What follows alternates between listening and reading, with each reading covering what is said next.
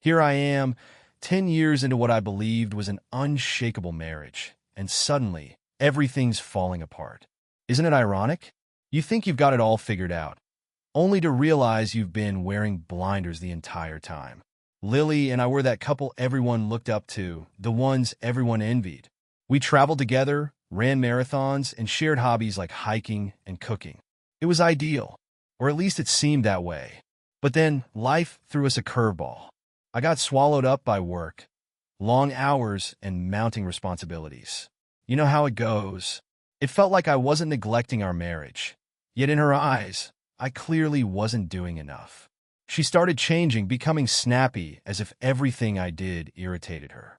I'd come home drained, but eager to engage in conversation, only to find her glued to her phone or engrossed in some mindless reality show. If I dared to initiate a conversation, she'd roll her eyes and say, "Do we really need to talk about this right now?" Then the complaints began. First, it was the typical, "We don't go out like we used to," or "Why don't you plan anything anymore?" Sure, she had a point, but soon it escalated into personal jabs. Like, "You've become so predictable, James. You're boring." Ouch. That one stung. I never imagined I'd be labeled boring by my own wife. But there it was, like a slap in the face, raw and undeniable. So I made an effort. God, I really did. I booked a romantic weekend getaway, hoping to rekindle what we had. Maybe that was exactly what we needed, a little reset. I figured it might remind us of our earlier days together. But you know what she said? "I have work. I can't just drop everything for a vacation." Then came the excuses, always the damn excuses. "Work's been crazy, babe," she'd say. "I have to stay late." Then there were the business trips. Initially, I brushed it off. She had always been ambitious, more career-focused than I was, to be honest. But gradually, something shifted. It started subtly, small changes. She'd return from the gym looking flawless, as if she hadn't even broken a sweat, suddenly caring about her wardrobe, splurging on new outfits, and spending an excessive amount of time on her hair and makeup. Not for me, that's for sure. I'll admit I tried to dismiss it at first, convincing myself I was just being paranoid. I didn't want to be that guy, the insecure husband who suspects his wife is cheating simply because she's working late. But those feelings began gnawing at me. There were nights she wouldn't come home until the wee hours. When I asked where she'd been, she'd get defensive, offering no real explanations, just a barrage of excuses. "Don't you trust me? I'm working hard for us," she'd say. Then came that one night. I sat there, waiting for her to return home. She didn't answer my calls, and I found myself staring at my phone like an idiot, checking the time, sending another text. Nothing. By midnight, my stomach was in knots. I even allowed myself to entertain thoughts of something terrible happening. Maybe a car accident? But alongside that dread, a sick feeling of suspicion crept up my spine. When she finally strolled in around 1 a.m., all I got was a shrug and some vague excuse about a work emergency. No apology, no explanation. The next day, she left for work as if everything was perfectly normal, leaving her phone on the table. And yes, I know what you're thinking. I shouldn't have snooped. I should have respected her privacy. But screw that. Something was definitely off, and I needed answers. I'm not proud of it, but I opened her phone, and there it was, a message from Ethan. Damn Ethan, a guy from her office I didn't know much about, but I'd heard his name often enough. The message was blatant. "Last night was fun. Let's do it again soon," complete with that stupid winky face. My heart sank. It felt like the ground vanished beneath me, and I was plummeting into a dark abyss. My hands trembled, and my first impulse was to smash her phone against the wall. But I didn't. Instead, I took a deep breath and returned it exactly where I found it. I didn't confront her immediately. I wanted to, but I needed to cool off first and figure out my next steps. Thoughts whirled in my mind. The late nights, the business trips, her sudden interest in looking good. It was all for someone else, not for me. Everything fell into place. And damn, I was furious. But more than that, I felt foolish. Foolish for not recognizing it sooner. Foolish for buying into her lies. That night when she got home, I didn't utter a word. I just observed her. Of course, she didn't notice me. She was glued to her phone, likely texting Ethan, laughing at some inside joke. And there I sat, across from her, struggling not to lose my cool. It's wild how swiftly things can spiral out of control. One moment, you think you've got everything together, and the next, your entire life feels like a cruel joke. There I was, sitting in my own home next to my wife, who was clearly involved with someone else, and I couldn't even bring myself to say it out loud. But deep down, I knew this wasn't the end. Not by a long shot. After discovering that flirty message from Ethan, I realized I couldn't just sit back and pretend everything was hunky-dory. My instincts were screaming at me. This wasn't merely a work-related issue. I had to uncover the truth. You know that feeling when something just doesn't sit right? That was me. Every time she came home late or mentioned another work trip, it felt like she was twisting a knife deeper into my gut. It all started with small changes. I noticed she suddenly became obsessed with the gym again. Lily had always had a passion for fitness, but she had cooled off for a while. Now, she was spending hours at the gym, returning home in tight outfits that accentuated her figure, looking far too good for someone who had merely been working out. And it wasn't just about fitness. She began splurging on high-end clothing, 2 dresses, new lingerie, and makeup she hadn't touched in years. And there I was, left wondering who the hell she was doing all this for. Because it sure as hell wasn't for me. I tried to brush it off, convincing myself that I was just being paranoid, but the more I observed, the more it became clear she was hiding something. One fateful night, I made the mistake of trying to check her phone again. I'm not proud of it, but I felt compelled to do so. I needed proof. Yet when I attempted to unlock it, she had changed her password. That was the moment it hit me hard. Whatever she was concealing was serious. I wasn't just imagining this. She was actively covering her tracks. At that point, I realized I had to step up my game. I refused to let her play me for a fool. I needed the truth, no matter how brutal it might be. So, I did what any desperate husband would do. I hired a private investigator. Yeah, I know it sounds drastic, but when you're on the verge of losing your mind, watching your wife slip away with no clue as to why, you'll do anything to find out the truth. It wasn't cheap, but I was beyond caring. I just needed answers. A few days later, I got the gut-wrenching news, and it tore me apart. The PI sent over photos, damn photos. There she was, my wife of 10 years, sitting in a restaurant with Ethan, holding his hand like a lovesick teenager. I kept scrolling through the images, and there they were kissing in public. No shame, no hesitation. Just 2 people who obviously didn't care about anyone else around them. And it wasn't a casual peck either. This was a passionate kiss, the kind we hadn't shared in ages. I stared at those pictures for what felt like an eternity. I didn't cry. I didn't throw anything. I just sat there, feeling utterly numb. This was reality. She was with this guy, and she wasn't even making an effort to hide it anymore. All my worst fears had manifested right in front of me in stark detail. The next morning, I couldn't hold it in any longer. I had to confront her. I waited until she returned from one of her work trips, and she strolled in as if nothing was amiss. She was smiling, engaging in small talk as if we were still that happy couple. That drove me insane. How could she act so nonchalant, so innocent? I waited until she plopped down on the couch before I laid it all out for her. I didn't raise my voice. I didn't scream. I simply pulled out my phone, opened the photos, and handed it to her. Care to explain this? Her expression didn't even change. She glanced at the pictures, looked back at me, and shrugged. Just shrugged. I'm not interested in this anymore, James, she said, her tone cold as ice. No guilt, no remorse, nothing. I'm tired of this boring life.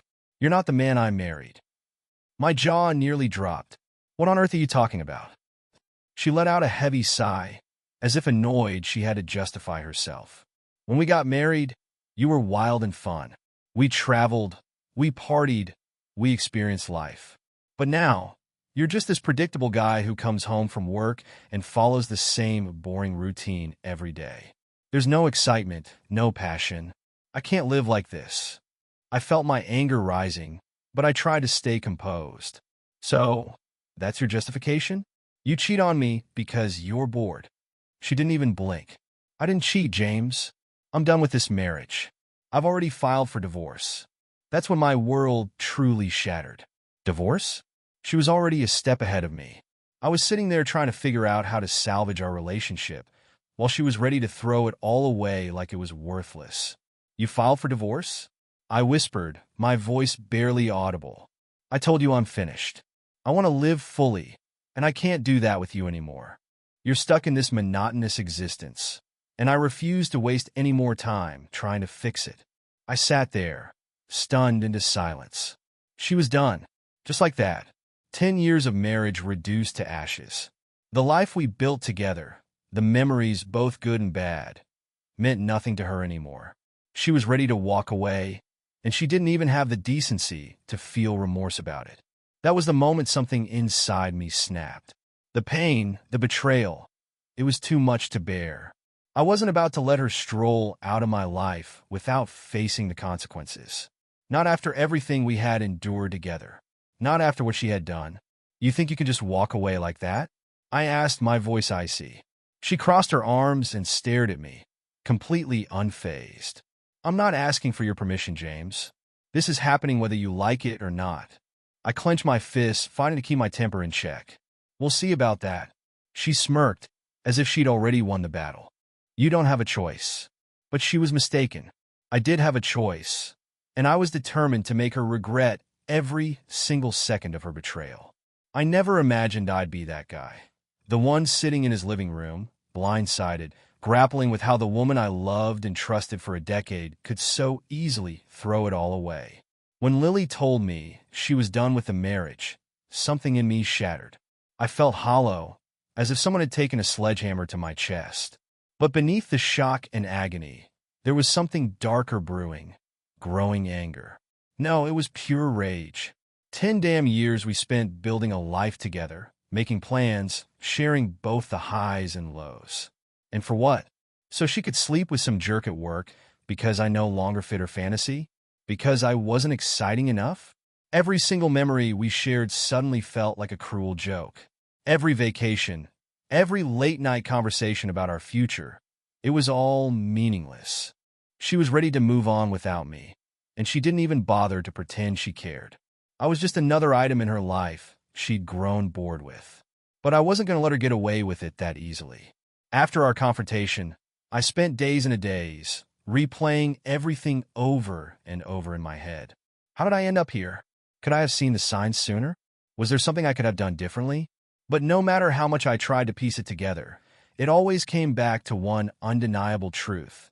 Lily chose to betray me. She chose to screw around with Ethan while I was out here, convinced we were still building a future together. And now she expected to walk away without facing any consequences? Hell no. Betrayal doesn't just hurt. It transforms you. That pain, the deep, gut-wrenching agony, twisted into something else. For me, it morphed into an insatiable rage, a burning desire to make her feel even a fraction of what I was going through. I wasn't going to let her waltz off into the sunset with Ethan, not after everything we'd been through, not after she'd shattered my life in the midst of all this chaos. A thought crept into my mind. Samantha, Lily's mom, Samantha and I had always had a decent relationship. In fact, she was one of the few people who could see through Lily's facade. Over the years, Samantha had often expressed her concerns about Lily's behavior, questioning whether Ethan was merely a friend. Hell, she was the one who first suggested I keep an eye on Lily's late-night work outings. At the time, I dismissed her as being overly protective. But now, I realized she had been right all along. The more I pondered Samantha's insights, the more the idea took shape in my mind. Perhaps it was the wine talking, or maybe I was just desperate to regain control of the situation. Either way, the thought of visiting her felt increasingly compelling.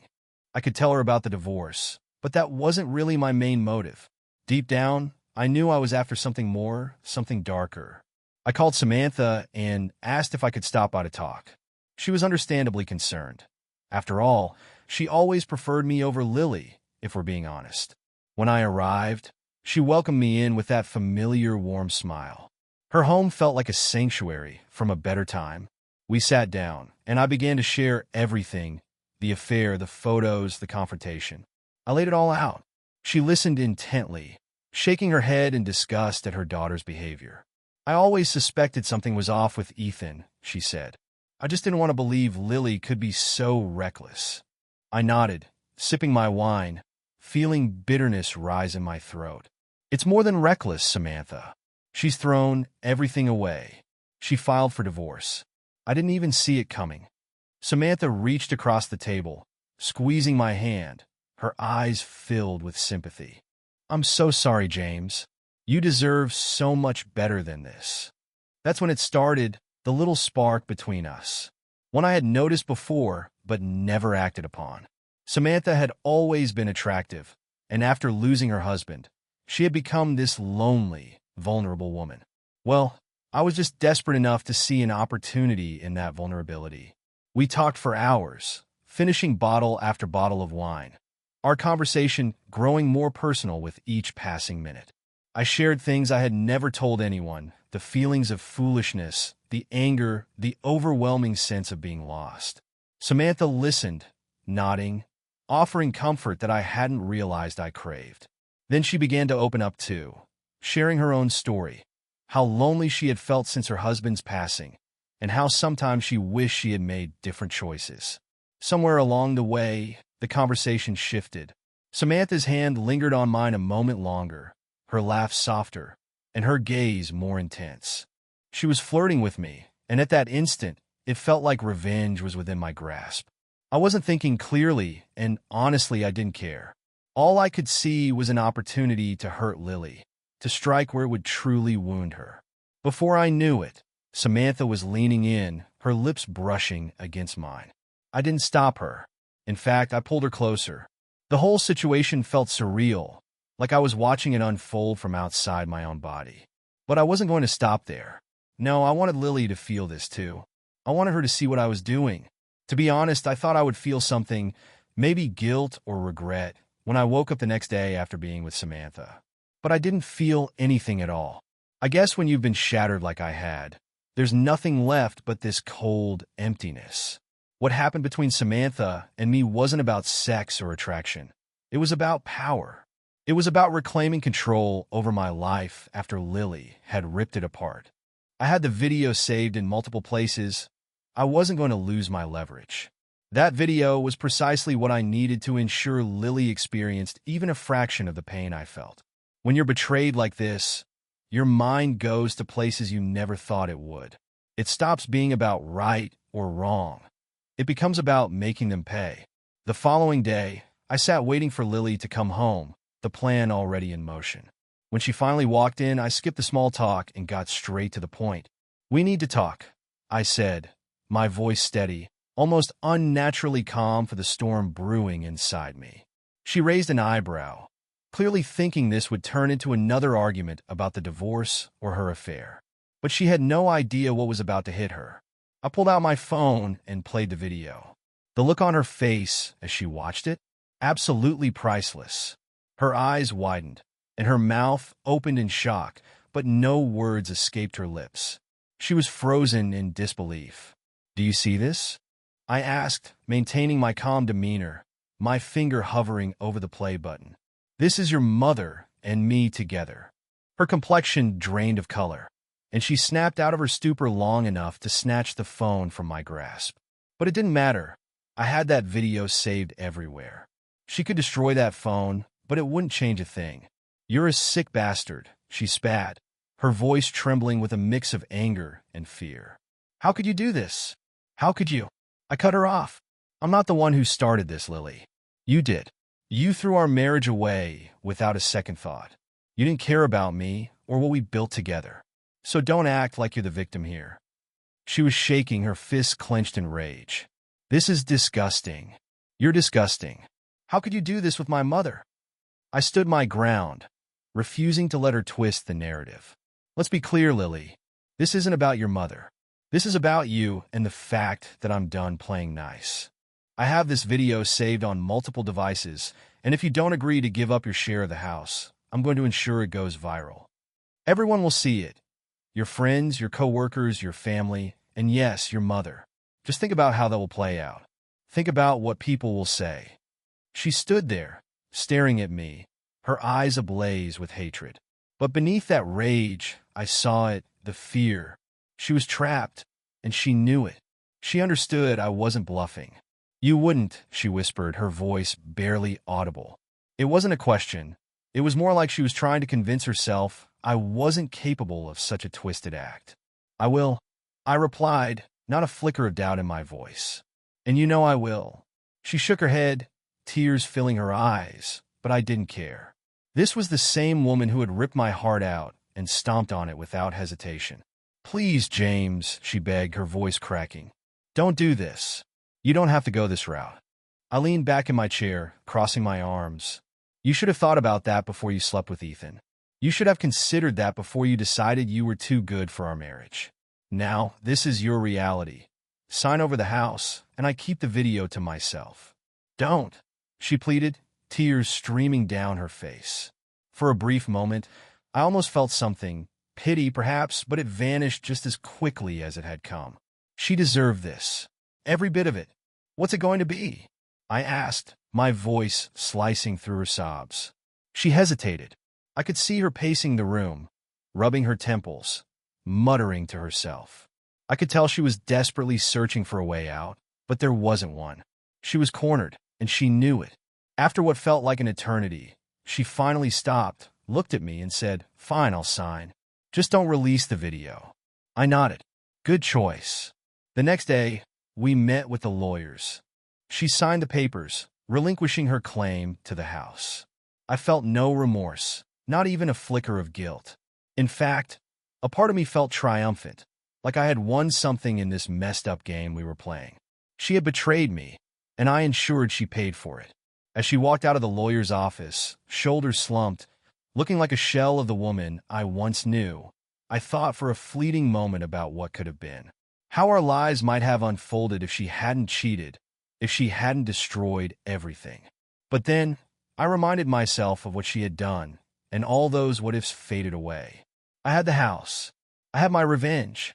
But did it truly make me feel better? Not really. In the end, it felt like a hollow victory. At least I knew Lily wouldn't walk away unscathed. I knew she would carry the weight of this betrayal for the rest of her life. After Lily signed the divorce papers and relinquished her claim to the house, I expected to feel something, anything, more than what I actually felt. Maybe a sense of satisfaction or vindication. Perhaps even a twisted kind of joy from seeing her finally face consequences.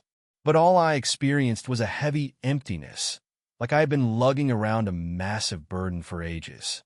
And now that it was lifted, I was left with nothing. The victory felt fleeting. Yes, I had won in the sense that I'd secured the house and pushed Lily out of my life. Or at least that's what I told myself. I had struck her where it hurt. Yet that hollow sensation wouldn't leave me. It clung to me, gnawing at my insides and making me question whether any of it was truly worthwhile. I couldn't bear to stay in that house any longer. Every nook and cranny was a reminder of her presence, of us, of the life we once shared, now shattered and stained by betrayal. The kitchen where we had cooked side by side was now just a stark reminder of all the nights I spent eating alone while she was out with Ethan. The living room that had once been our cozy retreat for movie nights now felt like a mausoleum filled with memories I wanted to bury. Remaining in that space became unbearable. I made the decision to sell the house. I didn't need it, and honestly, I couldn't stand the thought of living there any longer. It had turned into a monument to everything I had lost, the betrayal, the deceit, the years I had wasted. Selling it felt like the only path to a fresh start. But the process was far from easy. Putting it on the market was just the beginning. The relentless waves of memories crashing over me each time I stepped through those doors were overwhelming. Every showing to potential buyers sent me spiraling into thoughts of what-ifs. What if Lily hadn't cheated? What if we had actually tackled our problems instead of letting them fester? What if I had become the man I never wanted to be? The one who blackmailed his wife and had an affair with her mother out of spite. Those thoughts hit like a punch to the gut. I tried to drown them out with work, alcohol, anything to keep my mind occupied. But eventually, those distractions caught up to me. One night, after a few too many drinks, I found myself sitting alone in that empty house, staring at the walls, surrounded by silence. The silence was deafening. That was when I realized I had to make a change. I couldn't continue torturing myself with the house, the memories, the constant reminders of what I had lost. It felt suffocating. So, I began reaching out to old friends, people I hadn't spoken to in ages because Lily and I had become so wrapped up in our own little world. It was as if I had forgotten how to exist outside of that marriage. Reconnecting with them felt like grasping a lifeline. They didn't judge me for what had happened. They listened, offered support, and helped me see that life after divorce wasn't the end of the world. One evening, while we were gathered around a fire, drinking and reminiscing, one of my buddies, Ethan, turned to me and said, "You know what you need, man. You need to get the hell out of here. Clear your head. Take a trip. See something new." At first, I laughed off the suggestion. A trip? I could barely keep my thoughts organized, and he thought a vacation would magically fix everything? But the more I mulled it over, the more it began to make sense. What did I really have to lose? The house was in the process of being sold, and my life felt like a train wreck. Staying put was only making things worse. Maybe a trip was exactly what I needed. I began exploring options for a getaway, somewhere far enough away to escape the same old issues, yet close enough to not feel like I was completely running from reality. I thought about heading to Europe, Italy, France, Spain, or even Scotland to visit all those places I had always talked about but never made time for. I had the funds, I had the time, and now nothing was holding me back. The decision became clear.